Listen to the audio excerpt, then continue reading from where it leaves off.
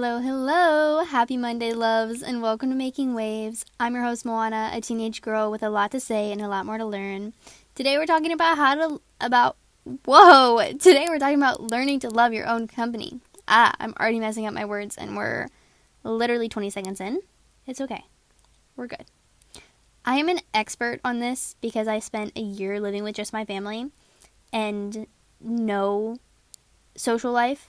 I saw one person the entire year who was my age, and it's definitely a skill I was forced to learn to the point where I love doing things by myself now so much, and I'm so overly independent that now I'm starting to have to reverse it a little bit. I went a little bit too far, and I'm learning to, accept help and wanting to be around people.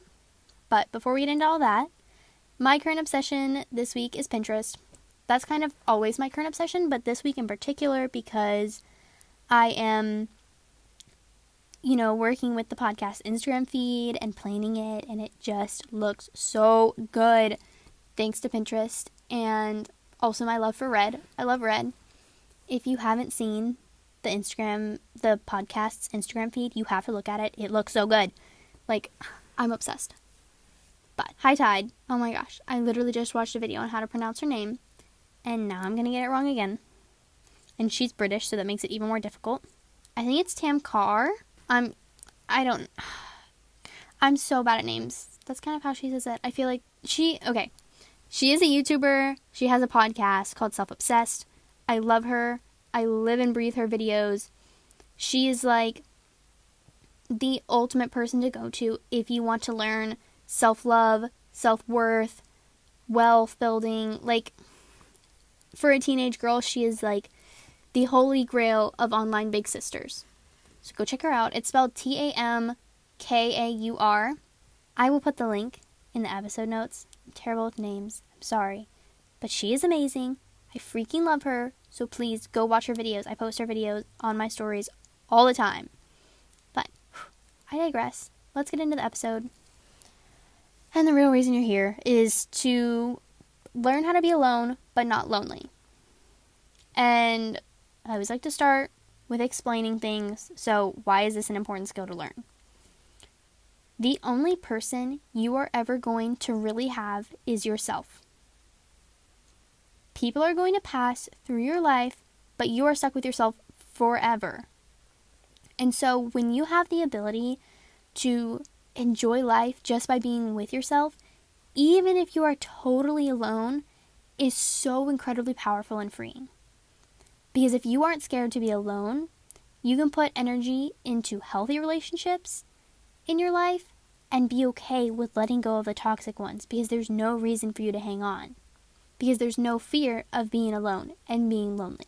Because you love yourself and your own company. So first, we always evaluate. If you have been listening for a long time, you know that I love to start with a good evaluation. So, I think that understanding where you are at makes the steps after that so much easier and allows you to focus on your weak points. And it also makes it easier to see how far you've come in the future. If you've ever, done something, literally anything where you wish you had taken a before photo and you just forgot, right now we're kind of taking the before photo to save for later, to look and see how far we've come and be able to be so proud of ourselves because we're doing amazing and we're growing so much. So, sit down with some paper and write about what scares you about being alone. Are you afraid of being judged? Are you afraid to be left with your own thoughts? You have to get specific about what truly scares you about being alone. I think a lot of people are definitely afraid of being judged, especially in public. Being alone in public, it feels like everyone's eyes are on you and all of these things, and that's just your internal universe because in our heads, in our worlds, everything revolves around us. But nobody else cares that much about you. And I don't mean that in a way that nobody cares about you. I mean that in a way that all the random people that you see walking by, think about all the random people you've seen in the last week out in public. Do you remember them, their faces, what they were doing? Were they with other people? Were they not? Unless they did something particularly memorable and it happened to become a funny story for you to tell later, you don't remember them. I went to the climbing gym this week. I went to lunch this week. I barely even remember anyone from any of those things. So, what is it that you're afraid of? Write it down, write it out, and get specific about what truly scares you about being alone. There's definitely a stigma about being... Stigma. That's how you say that, right? I'm going crazy. There's a stigma about being alone. When you're alone, you're seen as weird and antisocial, and there must be something wrong with you. At least that's how we see it in the media, and we see a lot of these stereotypical weirdo loner type characters that are, quietly misunderstood. I was thinking of, like, the Grinch. His heart was just too small. Or, like, Elsa. She's a good example. My brother and I just finished watching the Percy Jackson show, which I'm not a Percy Jackson fan, but I thought it'd be a fun show for us to watch together, and I'm telling my brother that I was never a Percy Jackson kid, but I want him to be, and I want him to read the books, because I now regret not reading them when I was 12, and he is 12, so he needs to read them. But Percy Jackson, at the very beginning of the show, like, pre-Grover, or, like, Riley from Inside Out, like, after she moves, when she's, like, all alone and has no friends in California, they all portray being alone in such a negative way. But when you learn to be alone and not lonely, and you learn to love spending time with yourself, there is so much power in that you don't even understand until you've experienced it. And there are a ton of benefits that come with spending time with yourself. You get to know yourself better, you're more self-aware, which helps with your self-love, and you understand your thoughts and your feelings and why you do the things you do. And it gives you time to practice your self-love and self-care habits. So, everybody doesn't hate me for this, but the only way to get better at this and learn to love your own company is to practice. Practice, practice, practice. Now, I want you to start with something easy that doesn't sound too scary, but maybe a little bit challenging for you. I have a bunch of ideas of ways to spend time with yourself. But the number one thing is we are not mindlessly scrolling. Sitting in your room, scrolling on your phone is not spending time with yourself. Journaling, reading, getting outside, watching a comfort movie, private dance party, cleaning your space and your environment, doing little crafts and activities, cooking and baking, library/cafe solo dates, and everything shower without your phone. Those are things that we're doing to spend quality time with ourselves. Okay, so the first thing you need to do is pick one thing from that list or something else you think of that you can do totally alone, safely. Please don't get kidnapped. And all you have to do is do it. Try doing it once, and if it's hard or too challenging, do it anyway.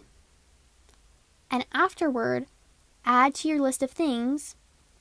Pay attention to how you're feeling when you're doing that thing. What is it that's scaring you? Are you scared of being judged? Are you scared of being left alone with your own thoughts? What is it about doing things by yourself that is scaring you? And then we're going to continue to do these small things. Some of the things that I did when I was traveling and on my own, I did a lot of reading. Actually, no, I didn't. That's a lie. I don't think I did that much reading. I did a lot of journaling. I did word searches. My grandma got me this word search book. It had like 100 word searches, and they weren't like super challenging. They weren't kids ones either. They were like kind of in between. They were like a fun, okay? They were like a fun level word search, because if it was too hard, I would have given up. And I did, I think, 95 of them while we were on the trip. And that was something that I did a lot. Journaling, like I said, when it comes to online things, and we're watching comfort movies, watching videos like the ones that I was talking about earlier, or TED Talk, something educational that's high value, as long as we're not scrolling, sitting outside and just appreciating nature, literally anything, you can do it alone. Cooking is another big one that I did a lot. I love cooking for myself. I don't love cooking for other people so much, but I love cooking for myself because I know what I like. There's no pressure to get someone else to like it. I can just enjoy it and then nourish my body with delicious food. And it doesn't have to be difficult either. One thing that I did last year was, those just add water muffins or just add milk muffins. I did those, but I made them into heart shapes, and it was very cute, and I ate them, and they were delicious. So small things like that. And then obviously any self-care practice is something else that you can do on your own and enjoy spending time with yourself, as long as we're not multitasking. If you're going to watch a video or a comfort movie, watch the movie, watch the video. If you're watching one of these YouTube videos that I'm talking about that's high education, high value, we're taking notes, okay? We're not just sitting there and watching it. That doesn't count. Quality time. And when we're cooking, when we're outside, when we're cleaning our spaces, we are not watching TV shows. No. We are focusing on those activities that we're doing. And we are not scrolling through our phone while doing those things either. Once you've gotten down some of the more easy ones, you move up to more challenging things. And it really just depends on your personal level of, where you're at in spending time with yourself. And like I said earlier, it's so valuable to learn to do this and to learn to love your own company, because it really does allow you to be totally free of other people and bad relationships. Because once you're at a point where you're happy being on your own, and you'll start to notice that you'd rather do things by yourself than with other people, you can let go of the toxic relationships, the negative people that are bringing you down and are not supporting you in any way. So today's homework, I know, short episode, but listen, your girl's trying to pump them out to get the podcast back and rolling, so cut me some slack. Plus, I like short episodes because there's less editing to do. But homework. What you can do right now to implement what we discussed.